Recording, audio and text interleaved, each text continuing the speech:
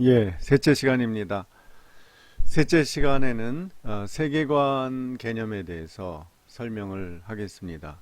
역시 이 내용은 이번에 백석대학교에서 만든 새로운 기독교 세계관 교재의 일과에 나오는 내용입니다.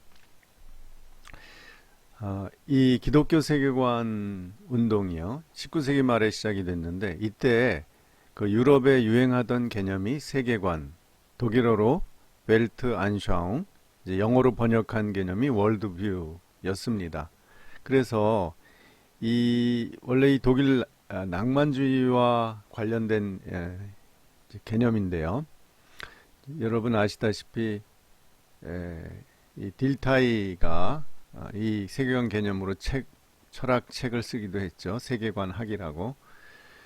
이런 세계관, 독일에서 시작된 세계관 개념을 이제 신학자들이 받아들여서 기독교를 어떻게 하면 체계적이고 또 현대적으로 설명을 해서 그 당시에 19세기 말에 이 현대주의 또는 계몽주의의 영향 때문에 많은 지식인들이나 사회 전반적으로 이 기독교의 영향력이 감소하고 있었기 때문에 여기에 대항해서 기독교 세계관은 기독교 신앙은 이 세상 전체를 다 통합할 수 있는 그런 통합된 관점이다. 체계적 관점이라는 걸 보여주기 위해서 이 세계관 개념을 사용한 겁니다. 만약 지금 오늘날 21세기 초반에라면 이 세계관 개념을 사용하지 않겠죠. 그래서 이제 세계관 개념을 사용해서 기독교를 설명하는 기독교 세계관이 성립이 된 겁니다. 그래서 이제 세계관 개념을 조금 더 자세하게 오늘 설명을 해보겠습니다. 자, 이 내용이 세 목차를 보면 세 항목으로 되어 있습니다. 첫째, 세계관을 분별하라. 둘째, 세계관은 어떤 갈등을 일으키는가. 셋째, 어떤 세계관이 바람직한가. 첫째 항목에 세계관을 분별하라 해서 또 세부 제목이 세계관은 다양하다. 종교와 이념 속에 뿌리내린 근본적 신앙. 이 두 가지로 설명을 하겠습니다. 먼저 세계관의 그 다양성에 대해서 살펴보면 이 세계관이라고 부를 수 있는 내용들은 옛날부터 종교와 신화에 있었습니다.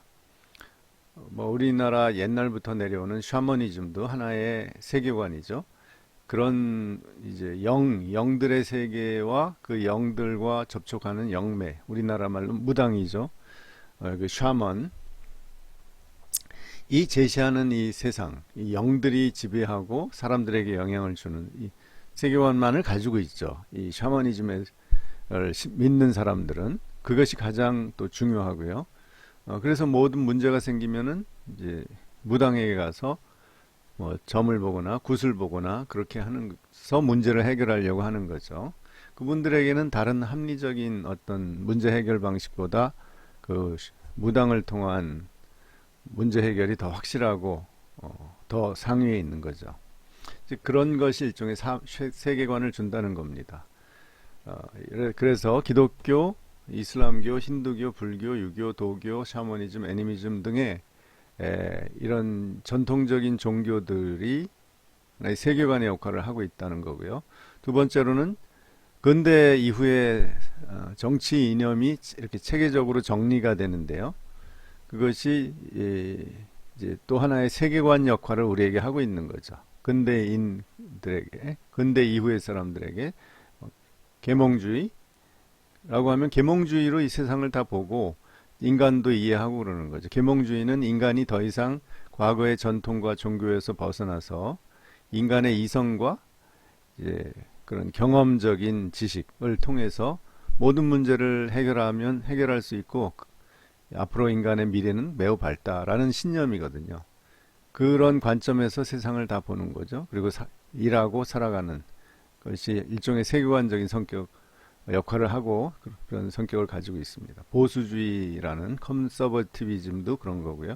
자유주의, 리버럴리즘도 그렇고 사회주의, 소셜리즘도 하나의 세계에 대한 관점과 삶의 태도를 줍니다. 또 민족주의, 내셔널리즘도 마찬가지고요.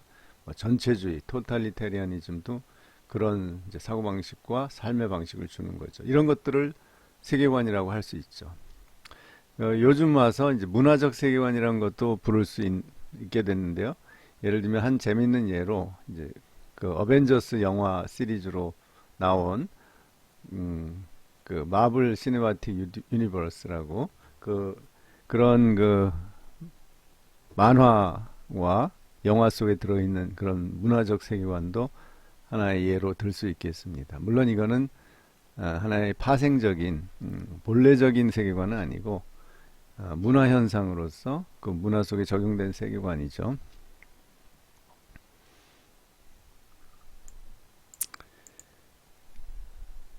세계관이 여러 세계관들이 공존하는 시대잖아요.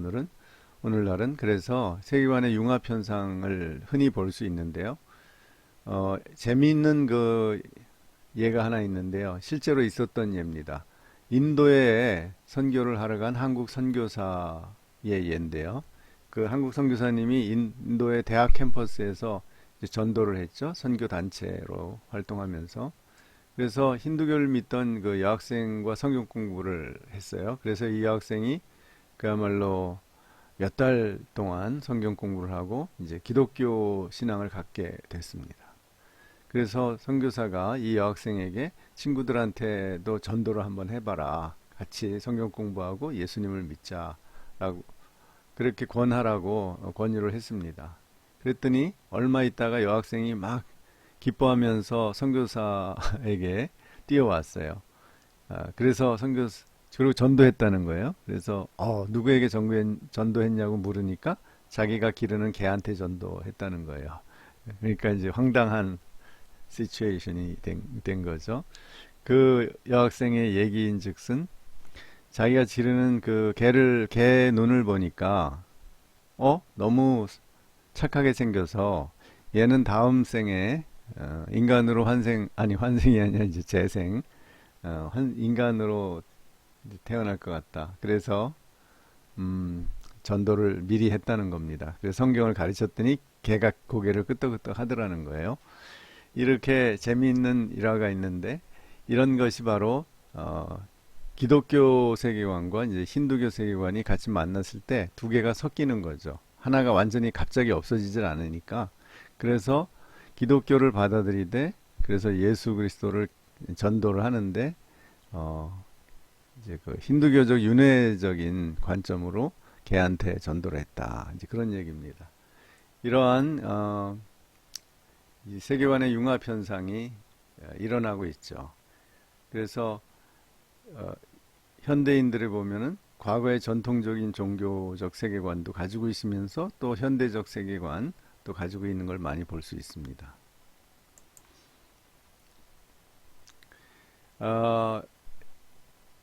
어벤져스 영화 시리즈 아시죠?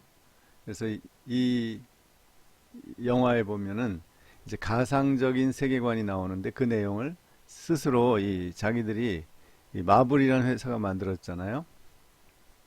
이 만화 시리즈를 마블 시네마틱 잘못됐네요. 시네마틱 유니버스라고 MCU라고 부릅니다. 이것은 일종의 물리학에서 나온 평행 우주론을 이 내용에 이제 스토리에 집어넣은 거죠. 즉 여러 우주가 동시에 존재하면서 각 우주에 서로 연결된 여러 지구가 존재해요. 그러니까 지구가 하나가 아니라 여러 우주의 여러 시점의 우주에 동시에 이렇게 연결되어 있다 그런 겁니다.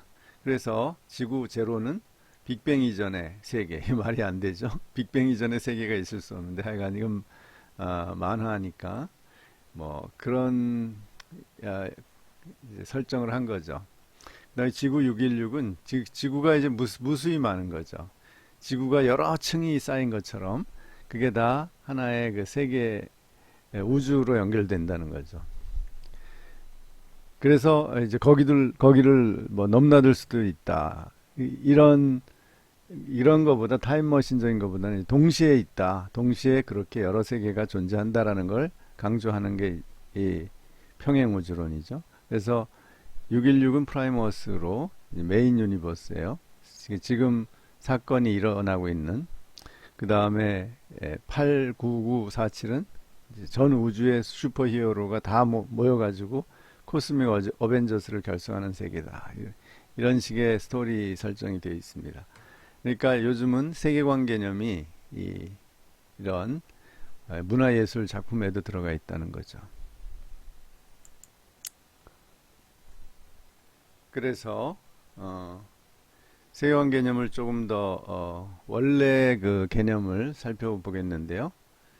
독일어의 벨트안샤움이란 개념을 영어로 월드뷰로 번역을 해서 요즘 우리는 월드뷰라는 말을 흔히 쓰고 있죠. 그런데 이 기본적으로 이야기하면 월드뷰나 벨트안샤움은 종교나 이념 속에 뿌리를 두고 인간의 사고와 행동을 결정짓는 근본적 신념, 베이직 빌리프라는 겁니다. 그것이 이렇게 하나의 통일된 그런 신념을 우리에게 주는 거죠. 근데 그 세계관이라는 것을 좀 더 철학적으로 해명한 사람이 독일의 19세기 말의 철학자 딜타이죠. 딜타이는 이렇게 정의합니다. 인간의 생생한 체험에서 생겨난 감정에 기초를 두고 역사적으로 형성된 세계에 대한 이상적 관념과 규범이다. 이렇게 얘기합니다. 이걸 조금 더 부연 설명하면 우리가 월드뷰란 말을 요 표현을 가지고 자꾸 이해를 하면 너무 그 세계관이 지성적이고 시각적인 개념으로 이해를 합니다. 그 비유니까요.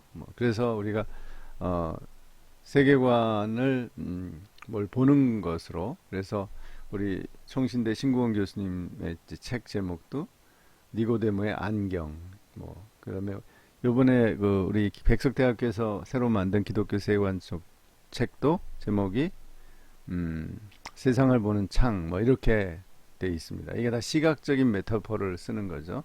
그러나 원래 독일의 그 벨트안샤움 개념은 시각적이기보다는 좀 더 직관을 강조하는 거예요.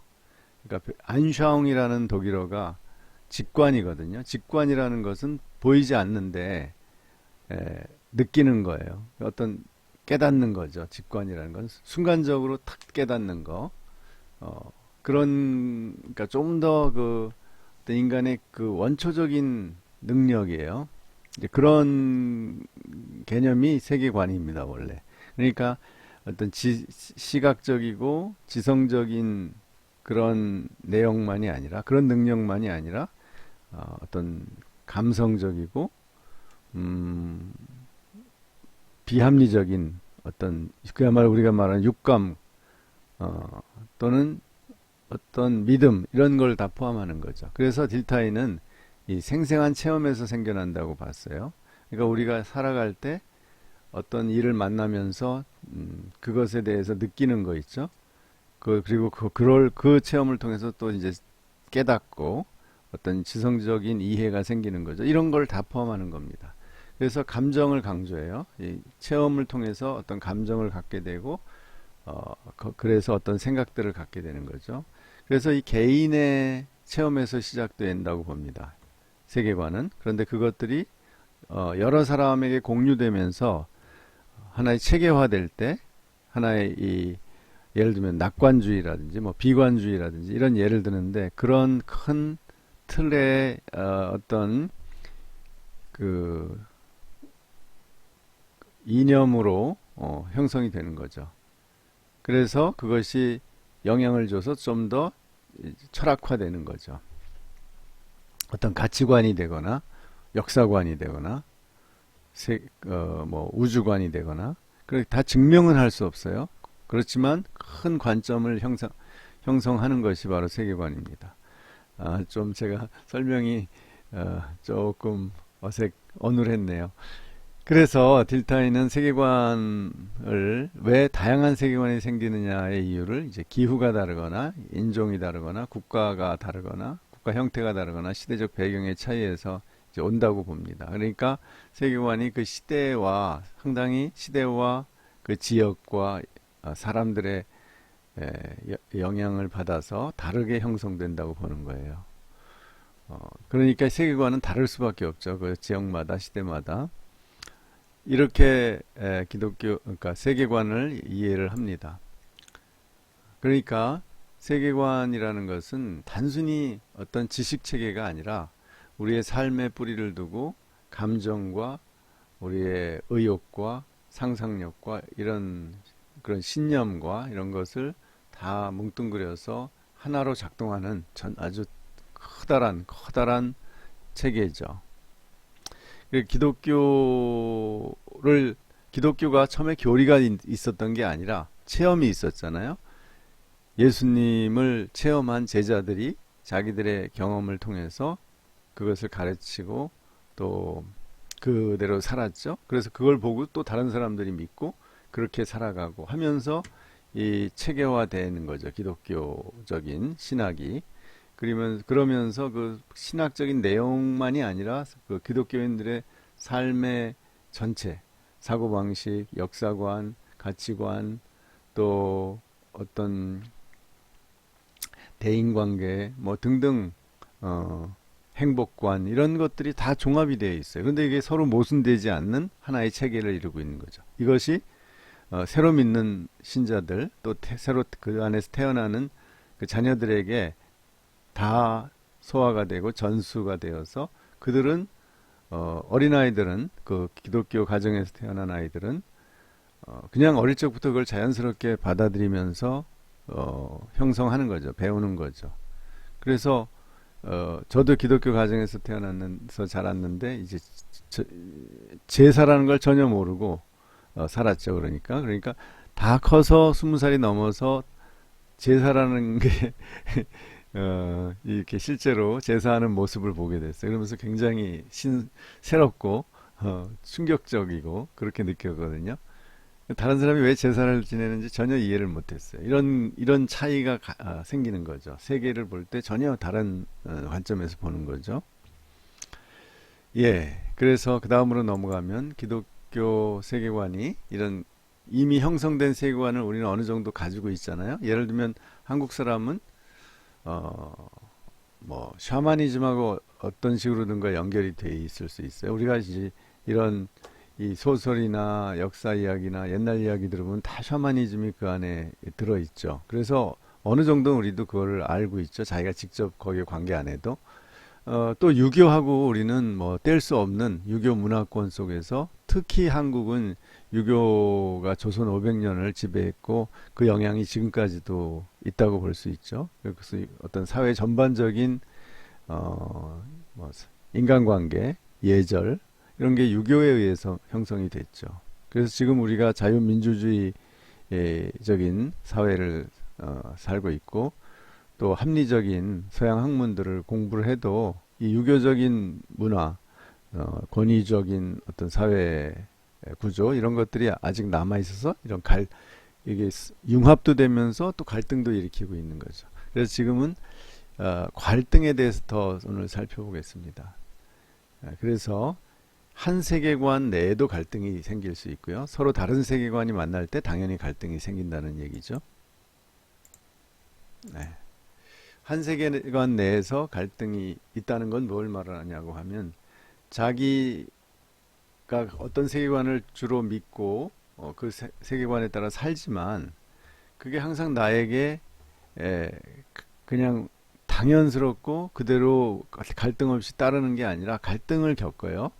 그것은 자기 안에서도 생길 수 있고 밖의 영향 때문에 생길 수도 있죠. 예를 들면 우리의 본능 때문에 하나님께서 기독교 세계관에서는 당연히 이웃을 사랑하라 그러죠. 그리고 정의롭게 살아라. 하나님이 의로우시니까 너희도 정의롭게 정직하게 살아라 하는 것을 우리 누구나 다 인정을 하잖아요. 그렇지만 우리의 욕망이 때로는 정직하게 살고 정의롭게 행동하는 것을 막죠. 그리고 심한 갈등을 일으키죠. 그래서 막 괴로울 때가 많이 있죠. 우리가 어느 쪽을 선택할 것이냐에 그 기로에서 괴로울 때 고민할 때가 많이 있습니다. 이런 것이 이제 갈등, 어떤 세계관도 갈등을 계속 일으키는 거예요. 한 사람 안에서.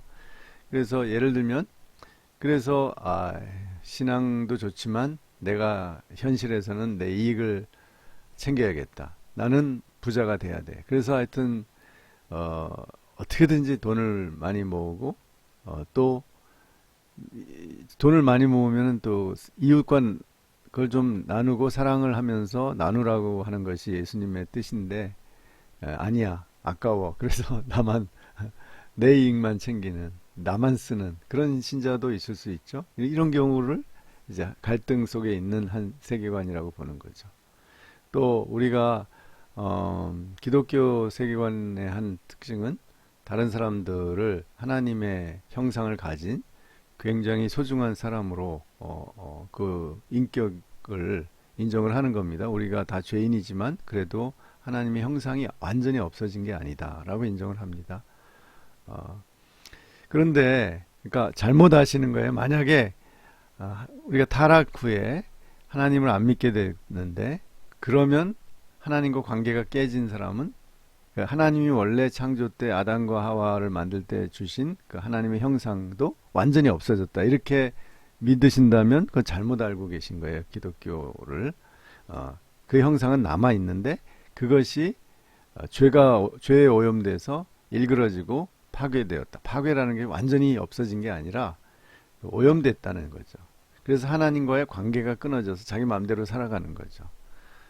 그것을 자기의 원래 그 하나님의 형상을 잘못 사용하고 남용하고 오용할 수밖에 없는 상태가 된 거죠. 그러나 그 형상 자체가 완전히 없어진 게 아니에요. 인간의 영혼도 없어진 게 아니고 그러면 영혼이 죽었다가 그럼 예수를 믿는 순간 갑자기 다시 살아나는 게 아닙니다. 버림받은 영혼에서 이제 하나님의 관계를 다시 맺고 하나님의 자녀의 영혼을 갖는 거죠. 예, 그래서 이 인간을 굉장히 소중하게 생각하거든요. 기독교는 인간의 인격을 굉장히 중요하게 생각을 하고 그래서 기독교 문화권에서 나온 철학자인 칸트가 소위 윤리적인 정언 명령을 타인의 인격을 너의 수단이 아닌 목적으로 삼으라 라는 그런 소위 정언 명령의 두 번째 형식을 제시했는데요. 그게 다 기독교에서 기본적으로 나온 거죠. 다른 사람을 내 수단으로만 사용하면 안 된다. 그 사람이 가진 그 고유한 인격을 내가 그 자체를 존중하도록 목적으로 삼아라. 이제 그런 얘기죠. 그게 기독교적인 정신이죠. 그래서 그런데 만약에 기독교인이라고 하면서 자기 주위 사람들, 자기 가족부터 자기 회사나 뭐 자기가 일하는데 만나는 사람들을 막 무시하고 또 공격하고 짓밟고 어떻게든지 나만 최고다, 잘났다.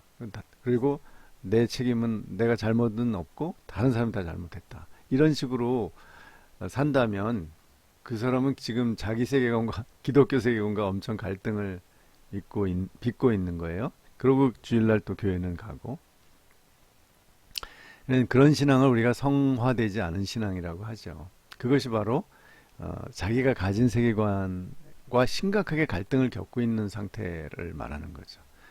뭐 기독교만 이런 건 아닙니다. 유교를 보면 원래 그 유교의 논어에 보면 군자는 어떤 군자와 소인을 구별하는데 군자는 뭐냐면 인의, 옳고 그름을 중시하는 사람이고 소인은 뭐냐면 이익을 중시하는 사람이에요. 지금도 그렇게 우리가 보죠. 자본주의 사회에서도 너무 자기 이익만 챙기면 우리가 좀 눈살을 찌푸리고 뭐 졸부라고 하든지 돈을 수단 방법을 가리지 않고 돈 많이 번 사람들을 졸부라고 하고 이렇게 좀 무시하죠. 이렇게 존경하지 않죠.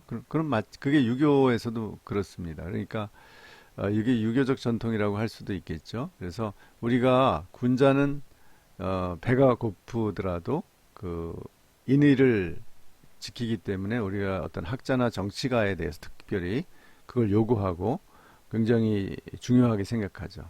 그래서 대통령이 이 자기 사익만 추구하면 우리는 대통령의 자격이 없다고 모든 사람이 생각을 합니다. 그러나 대통령이 좀 자기는 가난하고 힘들어도 정말 이 국가의 국가의 국민의 행복을 위해서 헌신할 때 우리는 훌륭한 대통령이라고 합니다. 뭐 이렇게 성과도 보겠지만 여러분 베트남에 호지민 있죠. 호지민. 지금도 그 사이공 옛날 사이공을 호지민 시티라고 하고 호지민이 국부죠. 정말 베트남 사람들은 그 호지민을 존경하는데 왜 그래요? 그 사람이 원래 국민학교 선생, 초등학교 선생이었는데 너무 외세의 침략 속에서 특히 프랑스가 지배했죠.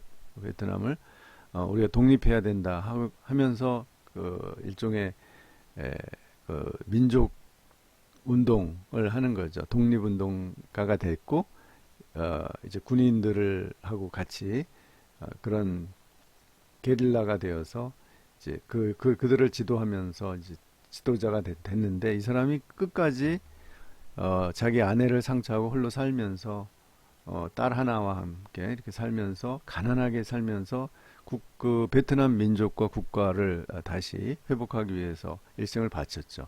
그래서 그렇게 존경하는 거죠. 뭐 사회주의 이념에 앞서서 민족 지도자로서 존경을 합니다. 그런 사람이 이제 군자, 유교에서는 군자라고 하는 거죠. 사익보다는 공익을 앞세운 사람들.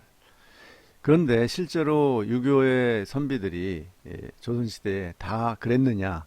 그분들은 어릴 적부터 소학부터 시작해서 그 사서삼경을 다 줄줄 암송할 정도로 공부를 해야 이제 과거에 급제도 하고 또 관리가 되는데 에, 그런데 실제로 살아가는 것을 보면 결국은 어떤 지위와 부를 얻기 위해서 가족의 이익과 자기 당파의 권력만 추구하는 공직자들이 된 사람이 많죠. 그래서 조선 후기로 올수록 소위 당파 싸움이 심해져서 결국은 정조 이후에 그 완전히 그 체제가 문란해지죠. 그러니까 외척들에 의해서 뭐 풍양조씨, 안동 김씨 그 일족이 모든 관직을 뭐 영의정부터 시작해서 모든 장관직을 다 차지하고 그것을 또 그들이 이제 매관매직을 하죠. 돈을 많이 내면은 그 돈을 받고 그 아래 하급 관직들을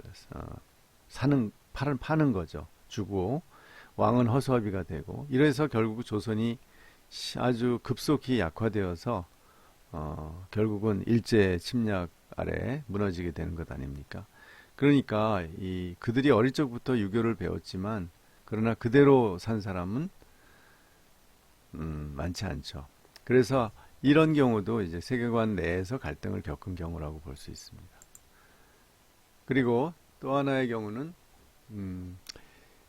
오늘날 이제 한국인 중에 우리 민족주의자가 많잖아요. 민족을 중시하죠.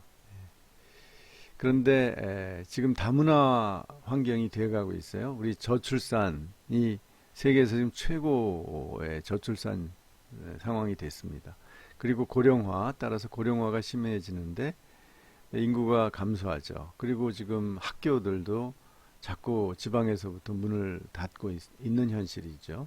그리고 외국인은 200만이 넘게 한국에 와서 살아가고 있고 일하고 있고 이것을 막기가 어려운 거예요. 또 어떤 면에서는 필요한 겁니다. 지금 이대로 가다가는 우리가 이민을 받아야 하는 상황이 옵니다.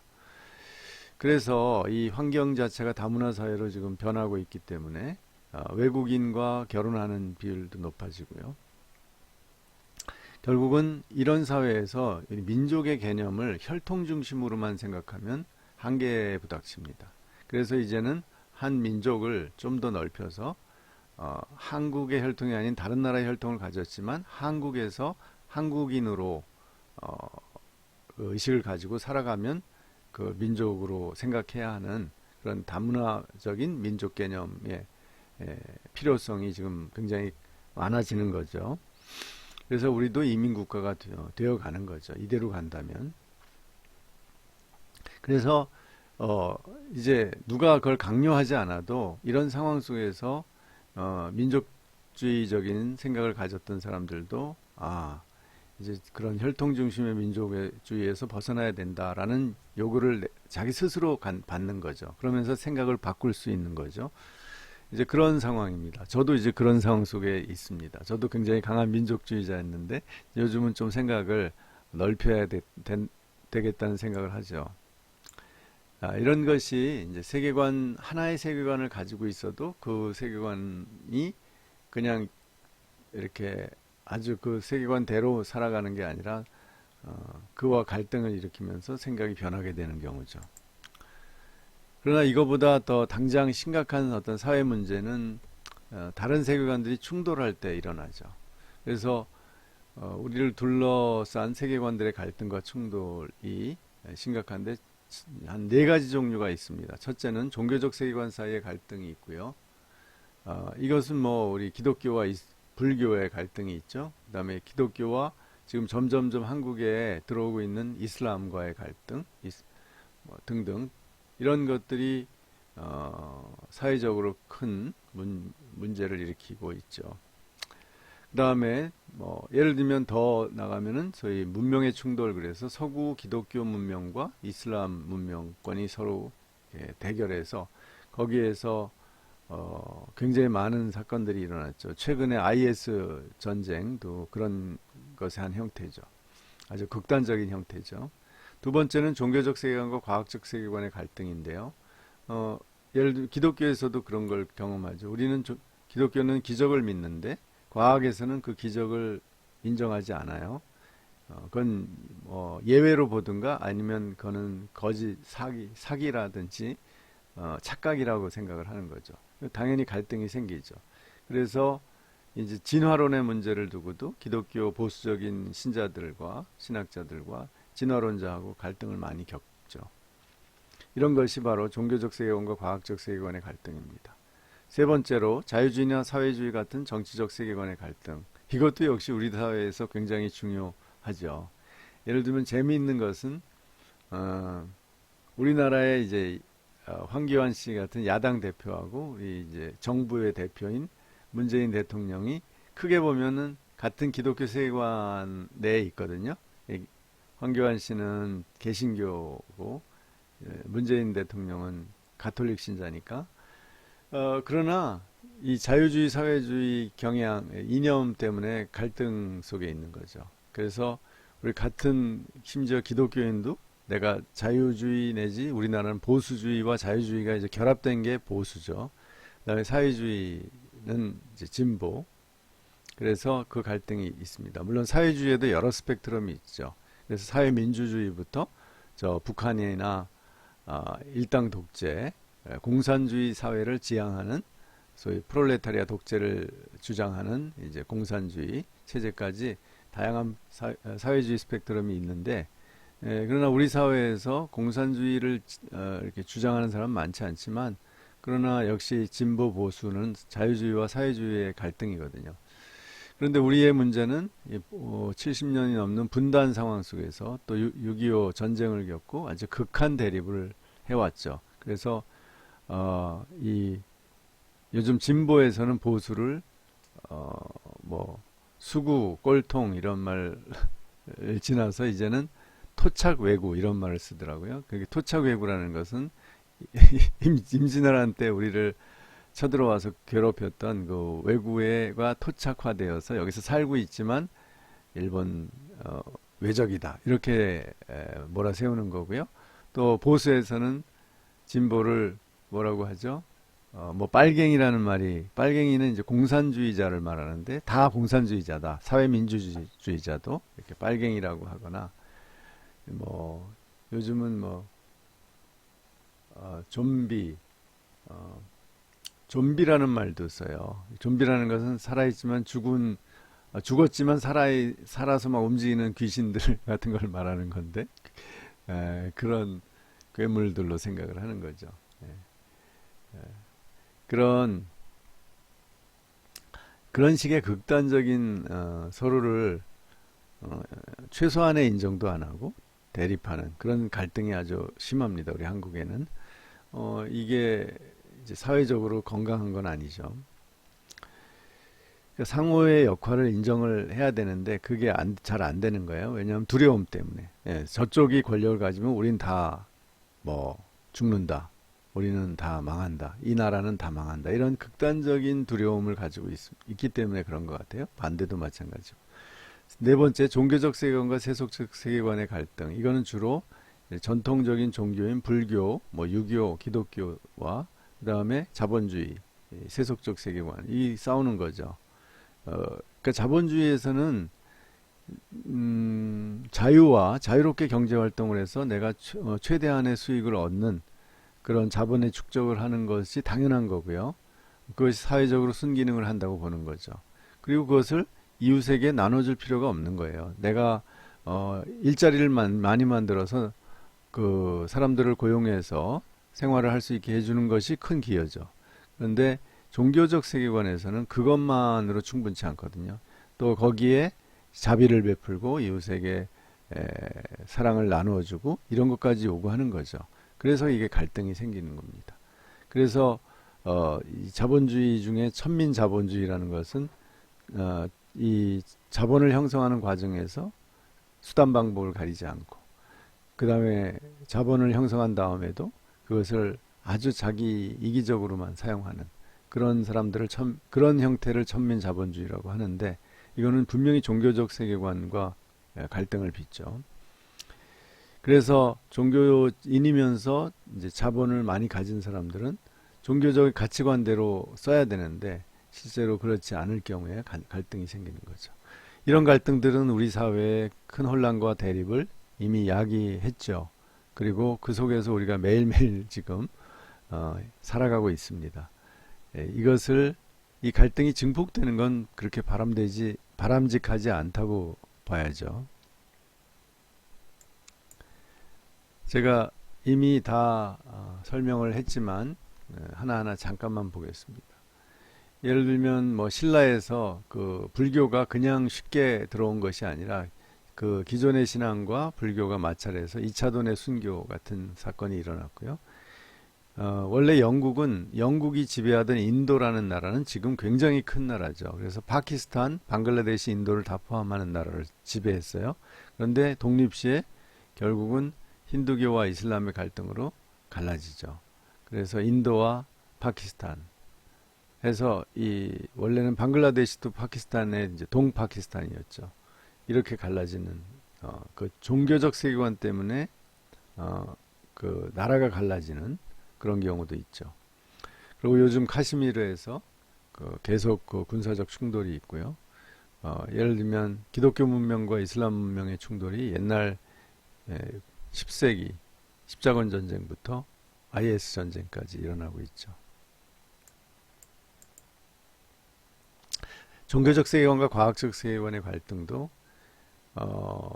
이제 종교들은 초자연주의적인 신앙을 가지고 있는데 현대 과학은 자연주의, 인간이 감각적으로 경험하는 현상만을 과학의 대상으로 삼고 그걸 논리적으로 인과관계를 설명하는 게 과학이죠. 둘 사이에 갈등과 대립이 있을 수 있죠. 그래서 예를 들면 뭐 도킨스 같은 생물학자가 아주 전투적 무신론을 주장하면서 기독교를 신은 없다 뭐 이런 광고도 하기도 하고 이런 갈등이 일어나죠. 그래서 과학을 하는 어떤 종교인들은 상당히 이런 갈등을 겪죠. 그리고 우리 학교에 다니는 학생들도 많이 이런 갈등을 겪습니다. 셋째, 정치적 세계관사의 갈등은 아까 얘기한 것처럼 대표적인 게 자유주의와 사회주의 관계죠. 그래서 자유주의는 경제적 자유와 자본을 인정하는 거죠. 자기 소유를 굉장히 강하게 인정하죠. 그런데 사회주의는 그것보다는 평등, 경제 정의를 중시해요.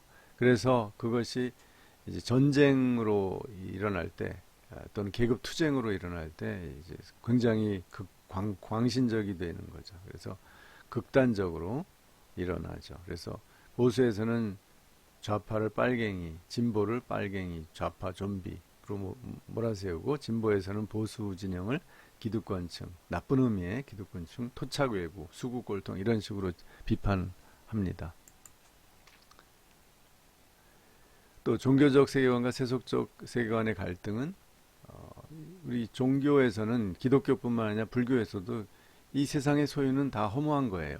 그것에 대한 집착은 오히려 인간을 파괴하고 무의미하죠. 그런데 실제 자본주의 사회에서는 돈이 최고가 아닙니까? 그래서 그 두 사이의 갈등을 겪죠.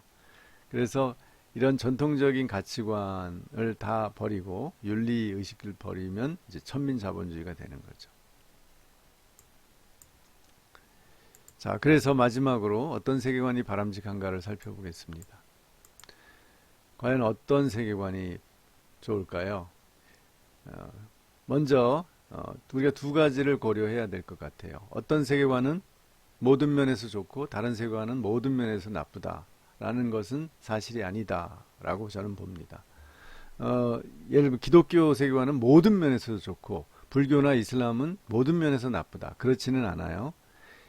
제가 하나를 비교하면은 이제 이슬람하고 이렇게 대비가 되는 게요. 이 서구 기독교는 이제 사회적 변화에 따라서 개인주의화 됐어요. 그런데 이슬람은 어떤 사회 변화가 그렇게 좀 서구처럼 많이 이렇게 달라지지 않고 전통이 많이 남아 있잖아요. 그래서 이슬람의 그런 공동체 의식이 굉장히 강해요.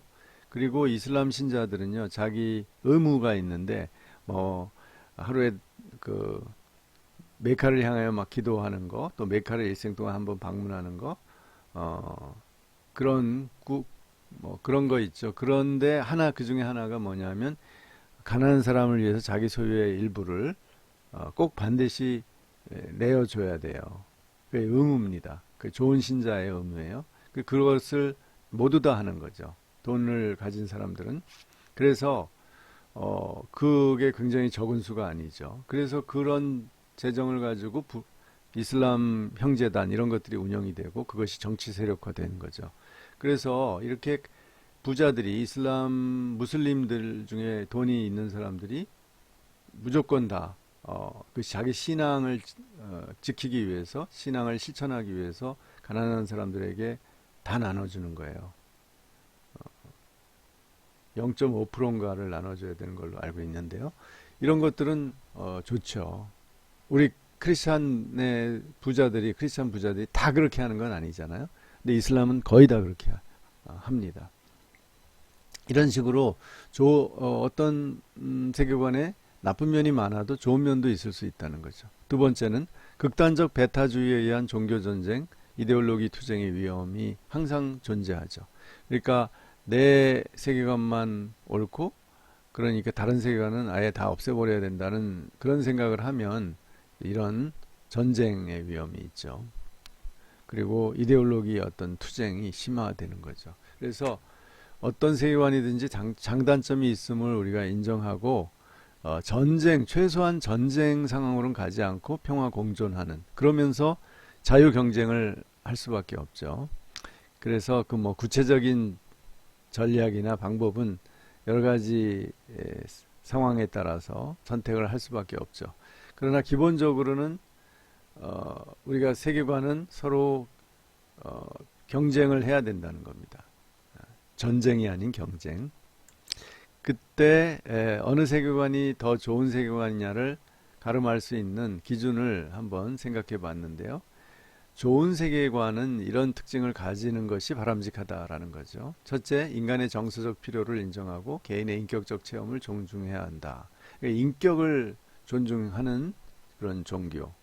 우리가 신천지의 어떤 조직이나 예배 방식을 볼 때 굉장히 개인의 인격을 무시하고 획일화시키고 집단적인 지배 체제에 그냥 옛날 무슨 독재 체제처럼 그런 방식으로 하는 걸 보죠. 그리고 소위 모략 내세워서 감차기를 감추고 다른 사람 속이면서 끌어들이려고 하는 이런 식의 비인격적이고 정직하지 않은 그런 종교는 좋은 세계관을 가지고 있다고 할 수 없죠.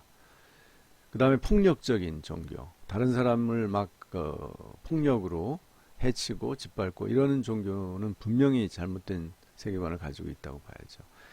둘째, 인간과 세계에 대해 확고하고 변함없는 삶의 조망을 주어야 한다. 예. 세계관이 더 좋은 세계관은 어떤 막 이렇게 막 이랬다 저랬다 변하는 그런 불확실한 그런 관점이 아닌 이렇게 확고한 삶의 태도와 조망을 줘야 되는 거죠. 그것이 둘째 면이고, 셋째는 그런데 그 삶의 조망과 어떤 가치관이 인권과 평화, 정의와 사랑 같은 윤리적 기준을 가지고 있어야 된다는 거죠. 변함없는 삶을 갖지만 예를 들면 이슬람처럼 이슬람을 믿지 않으면 또는 이슬람을 떠나면 그것은 가장 큰 죄이기 때문에 죽여도 된다, 사람을. 이런 식의 가치관은 바람직하지 않은 거죠. 어, 왜냐하면 평화와 인권을 무시하니까. 네 번째, 개인과 사회가 당면한 현실 문제를 해결하는 데 도움을 줘야 한다. 그래서 이 당면한 우리 현실 문제가 뭐예요? 이 정치 경제 문제, 또 이렇게 코로나 바이러스 같이 에, 이런 전염병이 막 창궐할 때 의료 서비스 이런 것들을 우리가 할 수밖에 없잖아요. 해야 좋은 사회가 되잖아요. 그러니까 이런 데도 그런 세계관이 좋은 긍정적 영향을 줘야 된다는 거죠. 그냥 우리가 기도만 하고 사회는 어떻게 되든 상관없다. 그러니까 기도하고 사회의 문제를 해결하는데 우리가 나가야 되는데 그렇지 않을 때 좋은 세계관이라고 할 수 없다는 거죠. 다섯 번째, 인류의 미래에 대한 희망과 영원한 가치에 대한 가능성을 열어줘야 한다. 이거는 종교들의 이 중요한 역할이죠. 우리의 죽음, 개인적인 죽음, 또 이 역사의 종말을 넘어서 어떤 희망을 줘야 되는 거죠. 이제 이런 것들이 종합이 될 때 좋은 세계관이라고 생각을 합니다. 여러분은 어떻게 생각하시는지요? 그래서 이제 과제를 말씀드리겠습니다. 여러분이 지금 3주차, 3주 동안 기독교 세계관과 복음에 대해서 들었는데요. 개인적으로 복음과 기독교 세계관을 어떻게 연결하고 계신지 서술해 보세요. A4 일매입니다. 그러니까 여러분이 현재까지 이 가지게 된 또는 가지고 있는 나의 기독교 복음적인 신앙과 이 기독교 세계관을 어떻게 연결할 수 있는지 또 하고 있는지 한번 정리를 해보시라는 겁니다. 이제 앞으로 우리가 한 학기 동안 공부를 하겠지만 먼저 한번 마음의 정리를 해보시라는 겁니다. 그러니까 이것이 불완전해도 상관없습니다. 그냥 현재 자신이 생각하는 것을 기술을 하시면 됩니다. 그래서 사이버 캠퍼스의 학습 활동 관리, 과제 관리에 올려주시면 오케이입니다.